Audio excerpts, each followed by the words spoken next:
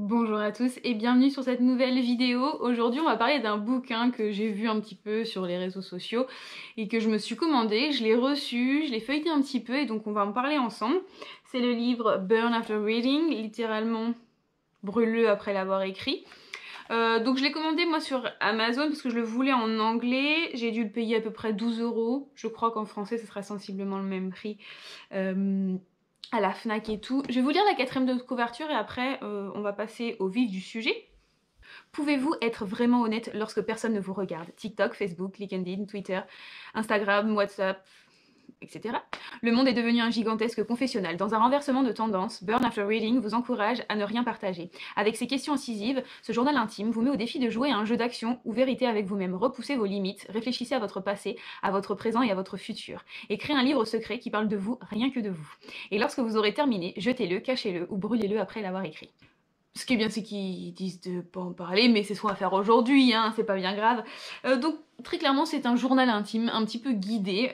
Donc, effectivement, il est partagé en 3 parties. Le passé, le présent et le futur. On vous indique dès le début qu'il faut être honnête et qu'il faut réfléchir. Des fois, prendre le temps. C'est-à-dire que des fois, si vous n'avez pas la réponse, ou si vous avez besoin de réflexion, prenez le temps et revenez à la question. Il y a des choses où on vous dit par contre, ne réfléchis pas, vas-y, réponds. Voilà, donc ce que je vais faire, c'est que pour chaque partie, je vais sensiblement vous donner les 2-3 premières questions, pages, comme ça vous donnera une idée de ce que c'est, sans trop vous en dire non plus. Et puis s'il y a des choses qui sont plutôt sympas à faire entre vous et moi, eh bien on les fera aussi. Donc pour la partie passée, donc vous voyez c'est des petits chapitres comme ça.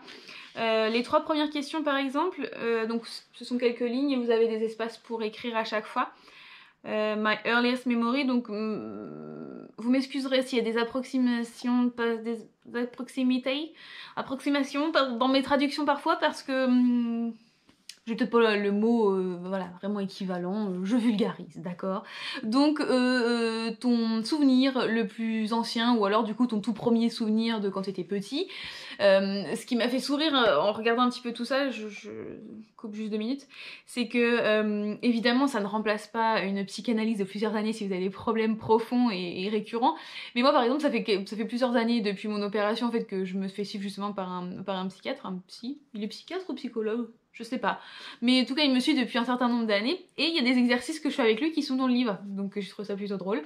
Et donc par exemple, le truc de la mémoire, eh bien on en avait déjà parlé. Et c'est lui qui m'avait dit, là tout de suite tu vas me donner un souvenir. Genre t'avais peut-être 4-5 ans. Mais si tu réfléchis et si tu pousses, ça se trouve tu peux aller encore un peu plus loin que ça. Donc peut-être faire ça soit en 2 parties, ou soit vraiment attendre d'avoir bien réfléchi. Ça peut aussi vous permettre d'échanger avec vos parents, avec votre famille, frères, sœurs, peu importe. Deuxième question, quand tu étais enfant ou quand j'étais enfant, je rêvais de devenir, donc peut-être le métier ou en tout cas, ou peut-être pas forcément que le métier, aussi genre ta situation familiale que tu rêvais d'avoir quand tu étais petit ou le pays où tu rêvais d'habiter, voilà, ça peut te permettre d'échanger là-dessus.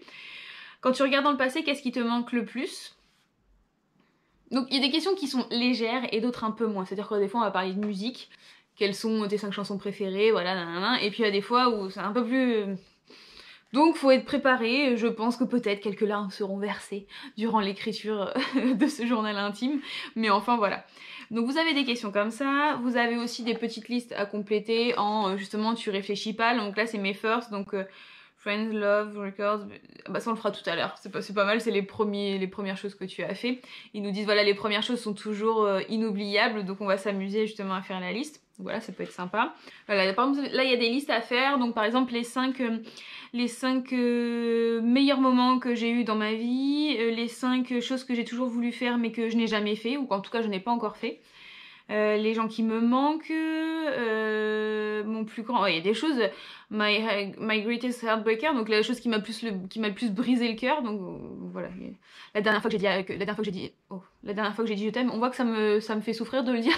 Vous avez des quick fire, c'est-à-dire des choses où vous avez juste à cocher si ça vous concerne ou pas.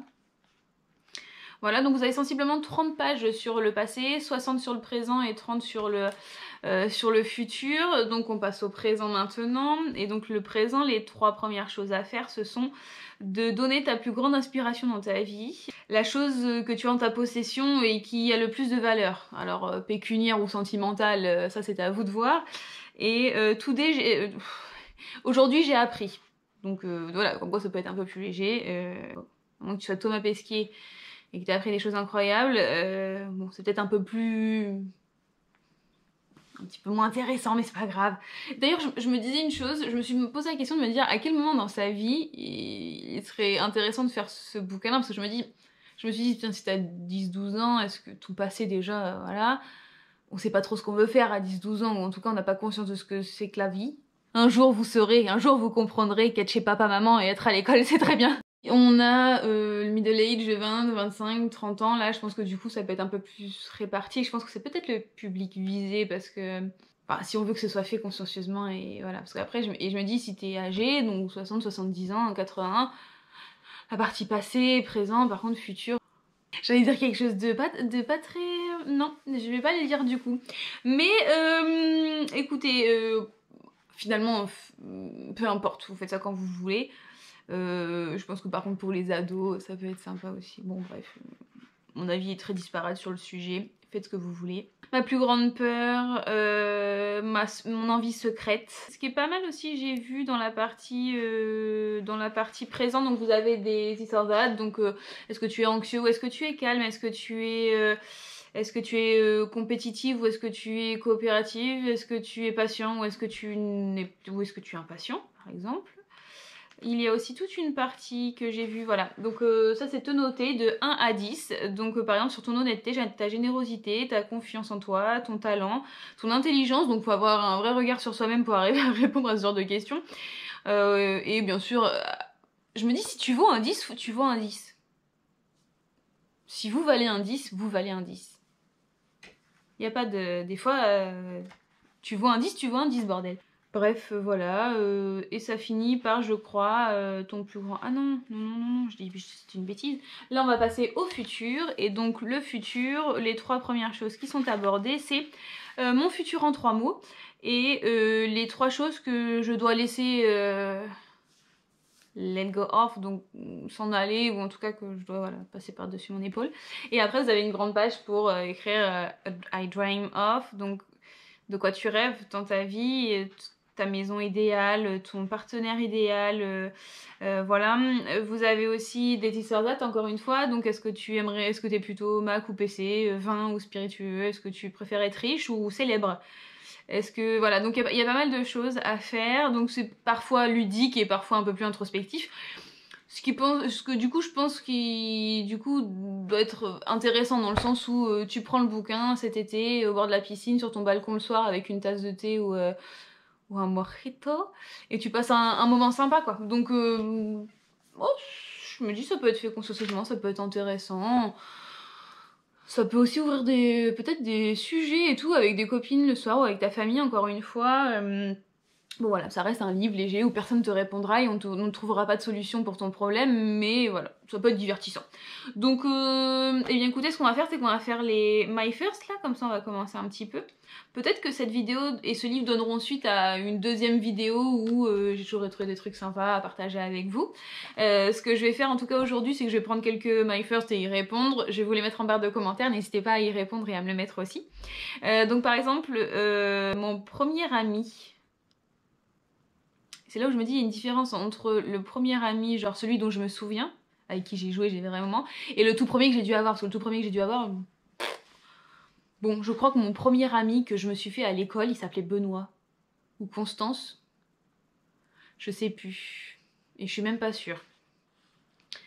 Le premier CD ou cassette que j'ai acheté ou qu'on m'a acheté...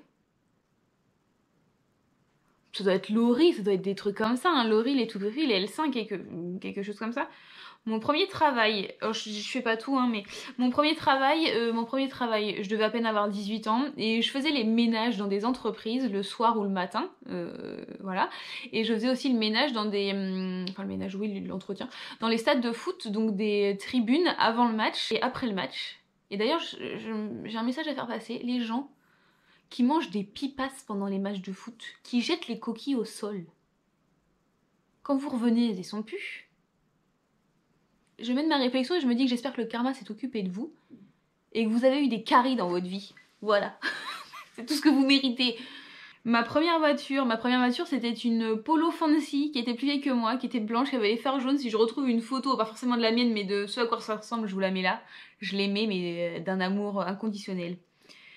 Mon premier concert, ça devait être les L5 ou les 2B3, auquel je crois mon père a eu la chance inestimable de m'accompagner. Inestimable. Premier alcoholic drink, donc mon premier moment un petit peu alcoolique avec de l'alcool. Je dirais que c'était à l'époque de la fête de la musique, où je sais pas quel âge j'avais, j'étais jeune, et on mettait de la DSP dans des bouteilles de Fanta pensant que la couleur allait duper tout le monde, et on passait notre après-midi à boire l'équivalent d'une DSP, hein, et à être des vrais gangsters.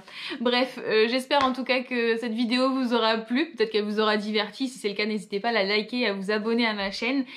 Si le livre vous intéresse, si vous avez des questions, n'hésitez pas à me les poser en commentaire. Et aussi à répondre bien sûr aux firsts que je vous mettrai. Écoutez, voilà, je vous dis à bientôt. À bientôt, salut.